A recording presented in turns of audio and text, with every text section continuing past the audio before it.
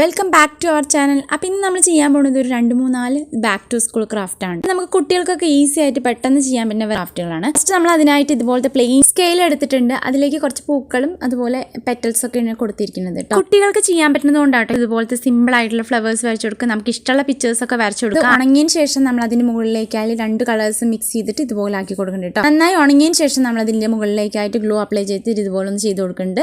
Finally ഇങ്ങനെ കിട്ടേണ്ടത്. Next work വന്നിട്ട് ഇതുപോലത്തെ ഒരു പ്ലെയിൻ ആയിട്ട് പേപ്പർ എടുത്തിട്ടുണ്ട്. അതിലേക്ക് നമ്മൾ കുറച്ച് ഔട്ട്ലൈൻസ് വരച്ചു കൊടുക്കുന്നുണ്ട് കേട്ടോ. എന്നിട്ട് ഇതുപോലെ ഒരു കട്ടിയുള്ള പേപ്പർ ഇതുപോലെ ഒന്ന് കട്ട് ചെയ്ത് കൊടുക്കുന്നുണ്ട്. അപ്പം ഞാനൊക്കെ പഠിക്കുന്ന ടൈമിലില്ലേ ഈ ഒരു സംഭവം കണ്ടുപിടിച്ചിട്ടില്ല എന്ന് തന്നെ എനിക്ക് തോന്നുന്നു കേട്ടോ.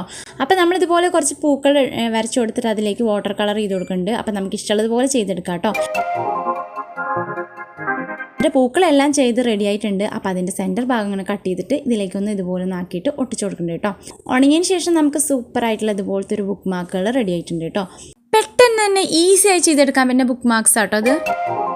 നെക്സ്റ്റ് വർക്ക് വന്നിട്ട് നമ്മൾ ക്ലേ വെച്ചിട്ടുള്ള ഒരു വർക്കാണ്. പെന്നിനൊന്നും ടോപ്പ് ഇല്ലെങ്കിൽ എന്നാൽ നമുക്ക് ഇഷ്ടപ്പെട്ട പെന്നാണെങ്കിൽ കൂടി നമുക്ക് യൂസ് ചെയ്യാൻ പറ്റുന്ന ഒരു സംഭവം കേട്ടോ. അപ്പം നമുക്ക് പെന്നിൻ്റെ ടോപ്പ് മാത്രമല്ല ആ പെന്നും കൂടി നമുക്കൊന്ന് കുട്ടപ്പനാക്കി എടുക്കാമെന്ന് വിചാരിച്ച് നമ്മൾ കുറച്ച് ക്ലേ ഒക്കെ എടുത്തിട്ട് അതിൻ്റെ മുകളിലേക്ക് കവർ ചെയ്തെടുക്കുന്നുണ്ട്. ഇതിനായിട്ട് ഇതിൽ ശ്രദ്ധിക്കേണ്ട കാര്യം എന്ന് പറഞ്ഞാൽ ആ ടോപ്പ് പെന്നിൻ്റെ ആ ഒരു അളവിന് കറക്റ്റായിട്ട് ഫിറ്റായി ആ ഒരു രീതിയിൽ വേണം ചെയ്തെടുക്കുക. ചെറിയൊരു അലങ്കാര പണികളൊക്കെ ആയിട്ട് നമ്മൾ കുറച്ച് പൂക്കളും അതുപോലെ ചെറുതായിട്ട് ഇതുപോലെയൊക്കെ ഒന്ന് സെറ്റ് ചെയ്ത് കൊടുക്കുന്നുണ്ട് കേട്ടോ.